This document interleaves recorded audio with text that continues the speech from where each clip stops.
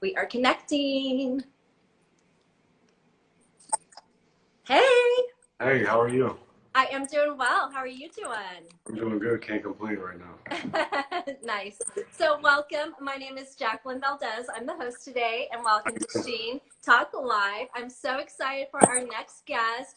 You are a fabulous individual here. We have so many amazing things happening. You have started a foundation for the at-risk youth. He's an entrepreneur, and we all know him as an ex-NFL player, Mr. Nolan Carroll. How are you? I'm doing good. I can't complain at all. I'm blessed. Just happy. I thank you for this opportunity to Of course. be interviewed by you. Yes, Sheen Magazine loves you, and you have lots of viewers tuning in, saying how much they love you too. So shout out, guys. That's cool. So tell me a little bit about your career with the NFL. I know you retired last year, but I know a lot of people want to hear about your journey with it. Well, for me, technically, I really retired back in 2018, but everybody, because now I've been out in the public eye more, Right. not being playing football, everybody thinks, oh, you retired last year. But for me, I really, through this whole pandemic and a little bit of last year, I Yeah. had to go back and look at my career and just see, really appreciate it. I had to be grateful and humble about my experience in the process that I was able to go through. And Right. a lot of people were able to make it in the NFL and play as long as I did. It's rare to see a guy play, over 5 years, and I was Yeah. able to play 8 of those years. So for me, I had to celebrate myself a little bit. And I never threw a retirement party. I told my parents, hey, I'm done. And that was pretty much it. It was just like, Yeah. well, let me just start living my life. And once I went back and I was able to see what I had accomplished and what I did, I started showing gratitude towards myself. And I for me, love the, that. the experience was great. I love that. Yeah. And have you always been an athlete your whole life then? Yeah, I have. My mom got me into soccer when I was 6 years old, and Cute. she didn't want me to play football at first. She Uh-huh. felt like I was going to get hurt when I was playing, so Oh, she wow. told me that, oh, I missed the football registration, so you just have to play soccer. And she did it for about almost 12 years until she finally, well, I found out like 3 or 4 years ago, Yeah. she said that she didn't want me to get hurt, and I Oh. just thought it was funny. But soccer has been my first passion. Soccer is what I Okay. think allowed me to be able to play other sports. I was able to run Nice. track. I played, obviously, I played football, but I could just pick up so many other sports or activities and just playing with ease because of being in soccer.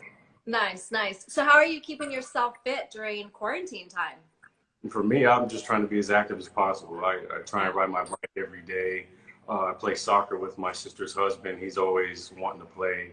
Nice. I just really just work out. I try and do the same workouts I was doing when I played football. I feel Okay. to stay active that way and keep my mind fresh as far as Yeah. always pushing yourself and always, going harder each day to see how far you can take it. Yeah. Keeps me in that mentality, not only in the weight room, but with other activities and other projects that I'm doing, allows me to always stay fresh and always push that envelope because I still Yeah. keep the same mentality. Yeah. That's a huge thing. Yeah. And shout out to your mom for being so sweet and loving and trying to keep an eye out on you. Yeah, I Cute. appreciate it. I wouldn't be here. All right. Cute. Yeah. So then, has COVID affected your career? And then also as far as like the teams and stuff like that, it's been a huge impact, I'm sure. Yeah, it has been. It's been, it's Yeah. been different feel and vibe because of what's been going on here. As far as athletes not being able to be in the facility or even compete in front of fans, Yeah. that's what you do it for. And the fact that that element's taken away, guys have to replace it or get in the right thought process of knowing, hey, we're going out to practice or we're going to play a game. There's no fans out here, so you miss that piece Yeah. of That's heavy. emotion. Yeah, for sure. Yeah, and I know how much the fans love you guys and how much they miss, how it used to be. But what are you doing to kind of work through the whole COVID situation? Oh, for me, well, I honestly had this idea in my head last year Uh-huh. to do a podcast, but I didn't know how to really start it. I didn't know how to get Okay. in. And I went to a broadcast boot camp that the NFL put on for guys, retired guys or active guys that do it in the off season. Just show us how to create our own platform and create our own podcast, learn how to speak in front of I love TV, it. getting us geared up for that. But what I thought in my mind was, why not just recreate my own thing? Why not try and Yeah. have my own studio and this is the time to do it.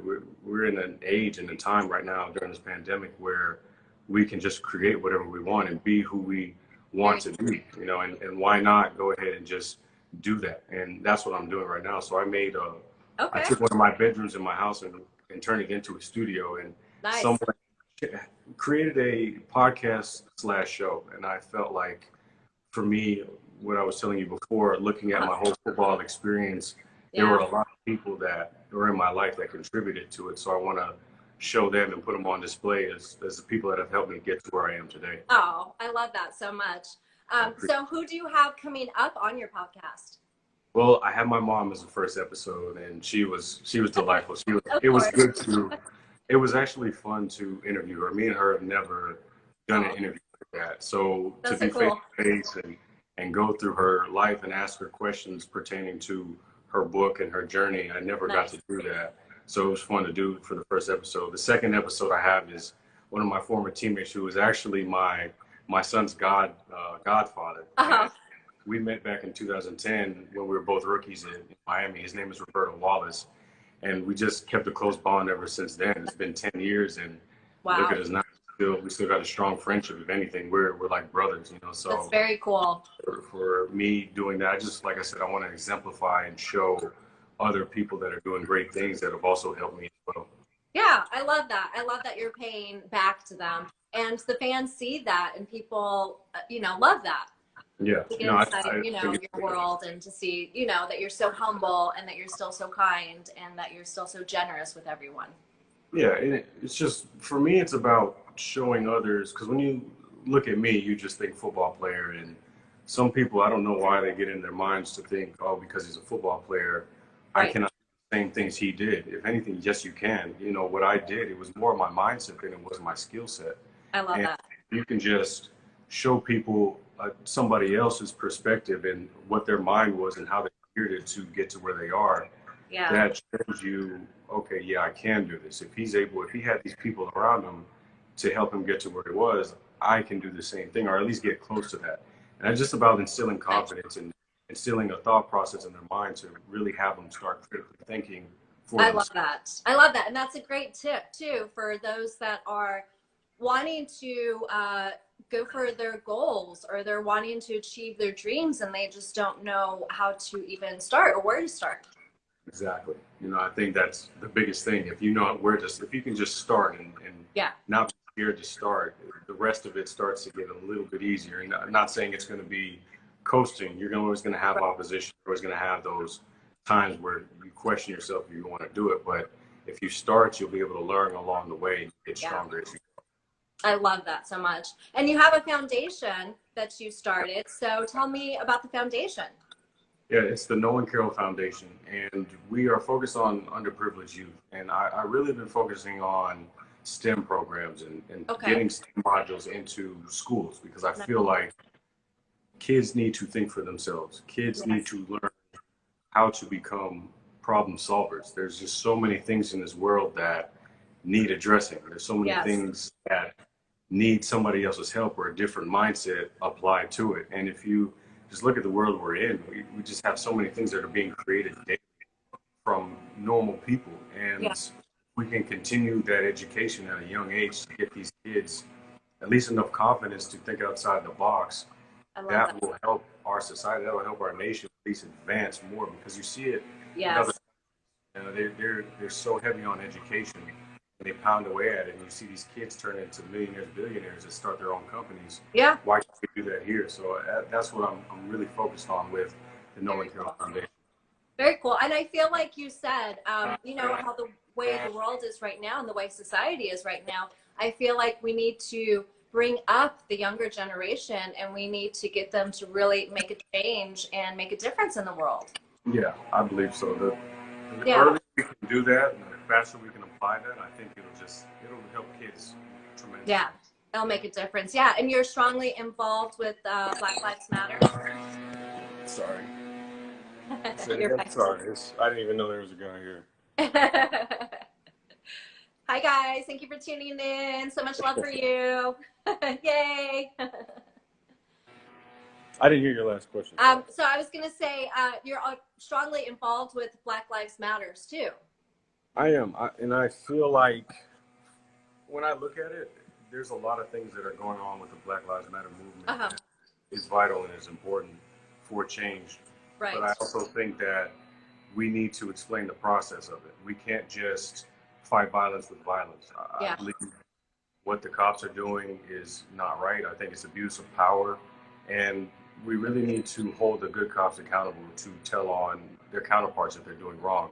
Yeah. And I think it's the same as in football. If I have a teammate that is always messing up an assignment, he's going to make the rest of the group look bad.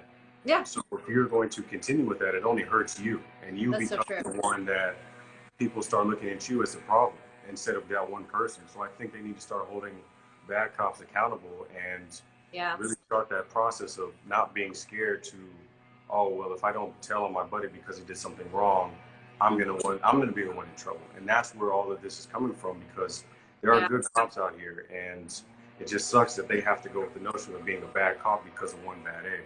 So I Yeah. think we have to start that process. We also have to hold our elected officials, the city elected officials, the one that we voted in office. If there's a problem, we need to voice our opinion to them. If they don't want to Yes. change, my mom told me there's one or two ways you can do it. You can either have a special election to get them out, or you can run yourself. So it's one of the two options that you can Wow. do. I just think that's the proper way to do it right now, and more Yeah. people are starting to catch on with that, which is great. Yeah. And I think it's so important. You need to use your voice and you do need to speak up and not just be a bystander. Yes. Whether it's abuse or neglect or just voting is huge too. Yeah, I think that's needs to continue to be harped on until November because if not, it'll lose steam, and which that's what we don't need to do because then this will just reoccur again. We don't want to have this Yeah. happen. I don't think we could handle it. So we need to address it now, address it the right way, and then when November 3rd happens, whatever happens from there, we move on as a country.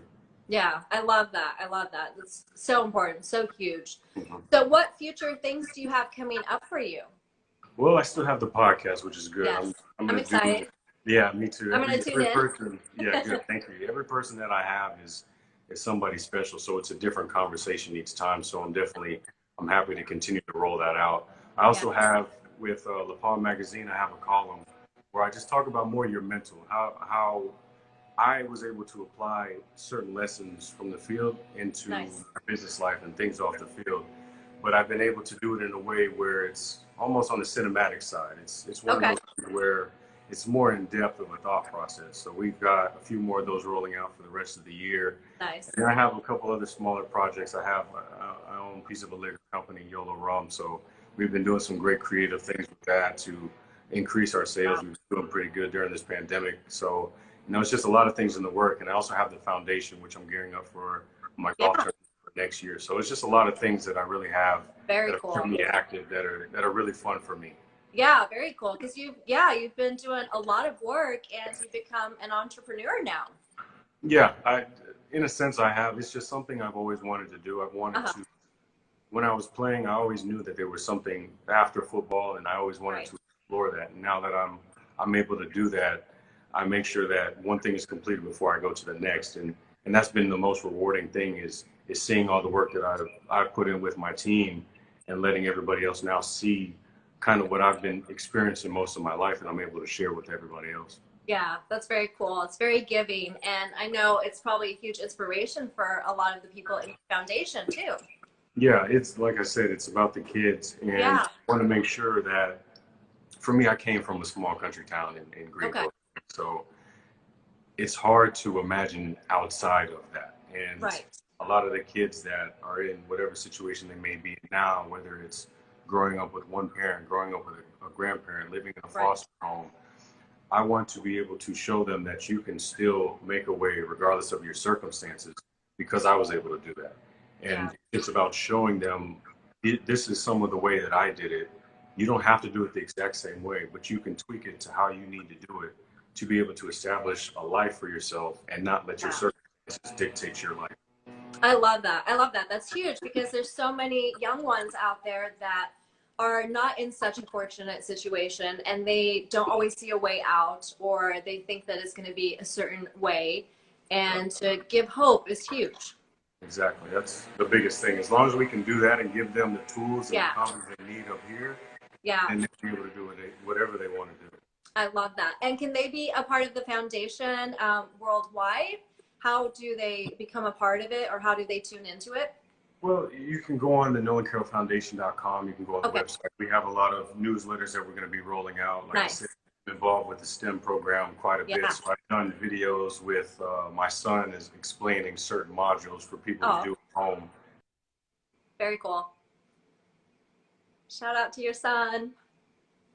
Classroom. So this is just a way to bring them all together, have a learning experience where the parents are involved, the whole family, and make it a fun experience. So I'm going to be rolling those videos out pretty soon, and as well as a couple other videos just to continue to educate people on STEM and what the benefits are.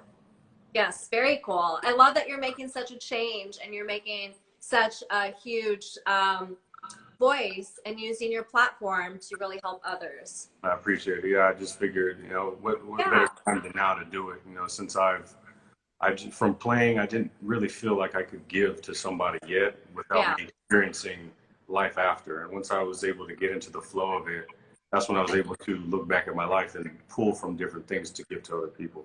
Yeah, I love it. I love it. Congrats. I'm so excited for all your good stuff that you're doing and all your work. Was there anything else that you wanted to tell the viewers?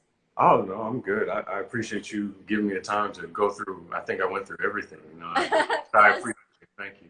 Of course. Yeah. Sheen Magazine loves you. And thank you so much for the interview. No, I appreciate you taking the time. Lots of love for you. And everyone is really supportive and really excited to see you using your platform to help others.